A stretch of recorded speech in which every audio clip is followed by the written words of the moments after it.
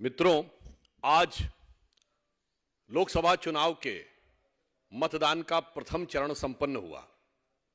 सर्वप्रथम हम इस प्रथम चरण में मतदान करने वाले देश के सभी प्रबुद्ध और जागरूक मतदाताओं का धन्यवाद देना चाहते हैं, जिन्होंने इस लोकतंत्र के पर्व में अपने मताधिकार का प्रयोग किया। और आने वाले चरणों के लिए हम सभी मतदाताओं से ये कहेंगे कि वो उसका अपने मताधिकार का प्रयोग करें।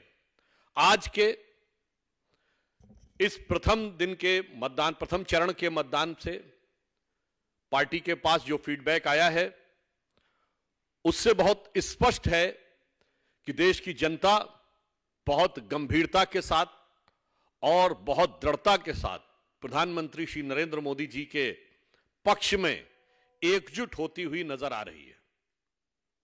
निश्चित रूप से प्रधानमंत्री श्री नरेंद्र मोदी जी के प्रति जनता में समर्थन की एक लहर दिख रही है और दूसरी तरफ इंडिया गठबंधन और उनके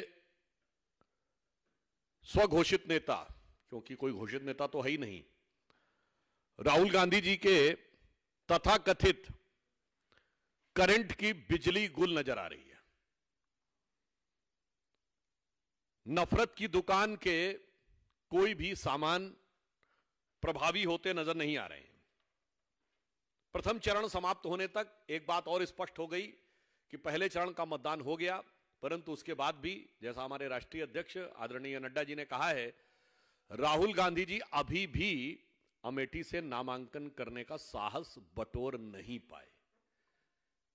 यानी अब चुनाव शुरू हुआ नहीं, चुनाव का एक चरण हो गया और अभी तक वो साहस बटोर नहीं पाए हैं।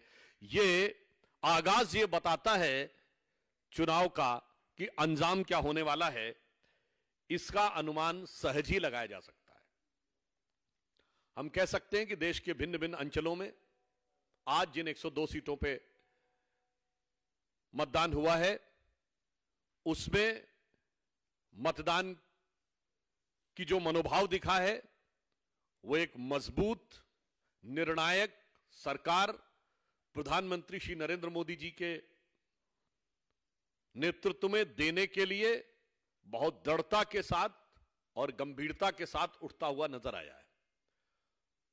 और हम आश्वस्त हैं कि इस प्रथम चरण में पिछली बार से कहीं अधिक सीटें हम जीतकर अपने विजय के अंतर को प्रभावी और निर्णायक ढंग से बढ़ाने में सफल होंगे और एक लंबी छलांग हम उन राज्यों में मारने जा रहे हैं जहां अभी तक हमें अपेक्षाकृत रूप से उतना महत्वपूर्ण नहीं माना जाता था। धन्यवाद। कोई प्रश्न? 102 सीटों पे चुनाव हुआ है, कितना एक्सपेक्टेशन कर रहे हैं कि? मैंने बहुत स्पष्ट कर दिया कि हम इस बार एक लंबी छलांग लगाने जा रहे हैं और उन राज्यों में जहां पर कि माना जाता था कि हम अपेक्षाकृत महत्वपूर्ण नहीं है और जहां महत्वपूर्ण हो गए थे, वहां हम स्वीप करने की तरफ बढ़ने जा रहे हैं। पश्चिम बंगाल में जिस तरह से मतदान का रुझान दिख रहा है, देखिए, पश्चिम बंगाल एक विडंबनापूर्ण परिस्थिति है कि एक दौर में कभी उत्तर प्रदेश और बिहार में चुनाव के दौरान जिस प्रकार की हिंसा होती थी, अब भारत के लगभग सभी राज्यों में वह हिंसा नियंत्रित हो गई है। सिर्फ पश्चिम बंगाल एक ऐसा राज्य है जहां अभी भी चुनावी हिंसा के समाचार आते रहते हैं। इस बार भी तृणमूल सरकार के लोगों की तरफ से पूरा प्रयास किया गया हिंसा करने का, चुनाव को बाधित करने का, परंतु फिर भी मुझे लगता है कि सुरक्षा बलों और चुनाव आयोग की सतर्कता के चलते हुए अपेक्षाकृत नियंत्रण बेहतर बना रहा। तो मैं ये मानता हूं कि वहां की जनता, जब सुरक्षित वातावरण का आभास निकला है, तो निश्चित रूप से उन्होंने बाहर निकलकर जो ये अधिक मतदान किया है, तो मैं मानता हूं कि ये प्रभावी रूप से कुछ कुछ वैसा संकेत देगा जैसा 2014 के चुनाव में उत्तर प्रदेश में देखा था। तमिलनाडु में आप प्रतीक्षा करिए।